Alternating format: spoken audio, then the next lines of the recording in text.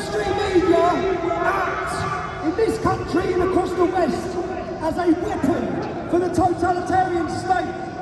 They don't uncover, they don't investigate, they are totally controlled. Keir Starmer talked of banning 11 far-right agitators. He banned journalists. Why did he ban journalists? Because they want controlled journalists. Do you know, never have we seen one moment or one man that's rose, that's shown the importance of citizen journalism. He has taken the world by storm. His life has been endangered. He showed that we don't bow down, we tell the truth. BT for the next gentleman. Take note of Gavin Newsom right now on fly mark. Keep it that way. Down there. Down there. Down there. Down there.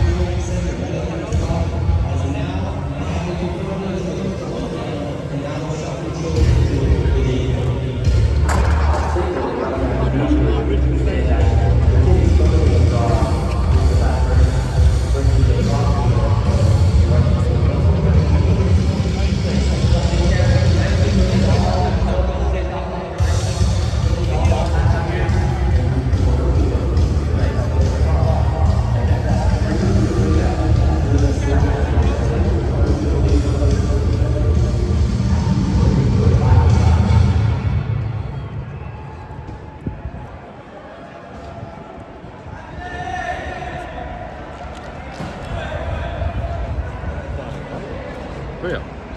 Weird.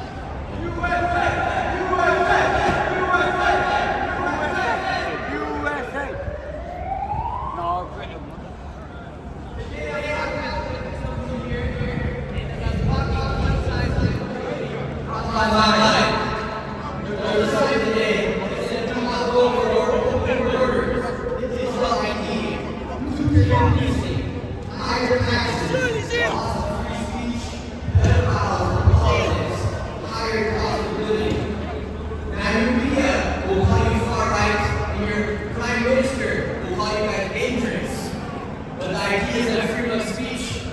Dangerous. So the idea that you want to know who your neighbor is does not make you dangerous.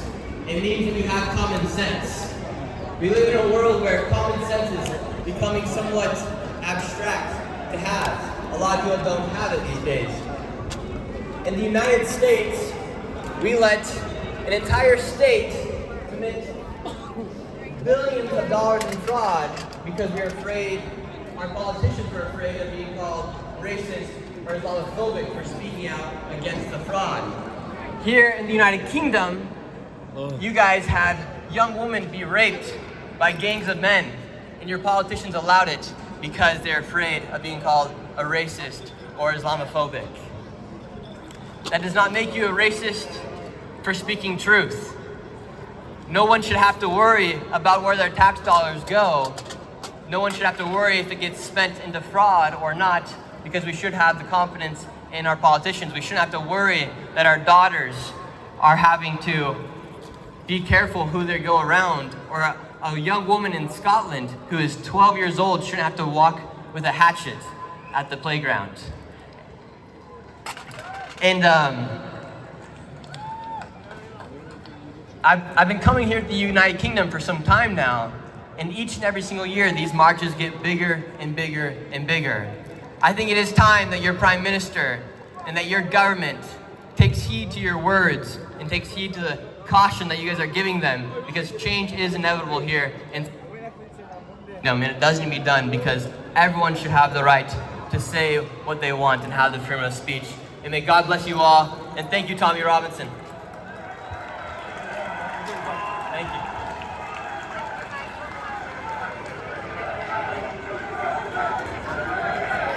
Right, lads. Something is happening across this nation. People ask, what does a demonstration do? What difference does this make? You see, since we started this, I've watched something develop in Britain. I've watched, I don't know how many of you have seen this. Young men are meeting.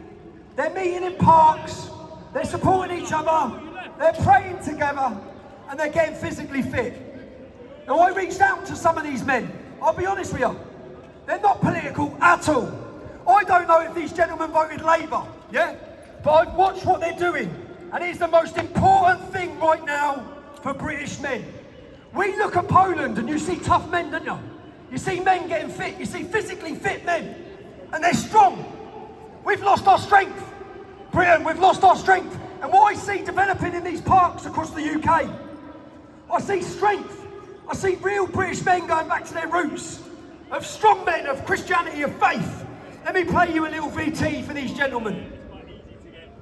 Proverbs 27:17, as iron sharpens iron, so one person sharpens another. That's exactly what we're doing on this field. It's not just here, this is a movement. We got men training in Hertfordshire, Hampshire, Stoke, Manchester, Glasgow, Teesside. These are growing all up and down the country. We want men moving, men training, men being better, men holding each other accountable, holding each other to a high standard. That's what we're missing in society, in this country. Men have lost their way, and here we're bringing it back. Teaching men that what society's normalised is wrong. What we're doing here is right. It's good for men. Men need men. We say it all the time. The British Army has a system, the buddy system. Look out for your mate. He looks out for you. Checking on your mate. Don't speak to him for a week. Message him. Call him. See how he's getting on. See how he's doing. There's random fellas here that are meeting up that never met each other before. That's what we're doing. We're coming together as a community. See is men helping other men, okay? Men that are struggling mentally, men that are struggling to regulate their emotions, men that are struggling with intrusive thoughts, men struggling with depression, who find it hard getting out of bed. I'll do know this works firsthand because I've struggled with all these things myself, okay? And I can use this like a toolbox. Now, if people follow a 12-step fellowship program, fantastic. If you follow some kind of group therapy, talking therapy, CBT, whatever it may be, great. I know firsthand this complemented. I'm not saying throw caution to the wind and don't do anything else apart from the mental relaxing sessions. But what I can tell you firsthand, as people conviction or no hesitancy about, is that this fucking works. Let's go and do it.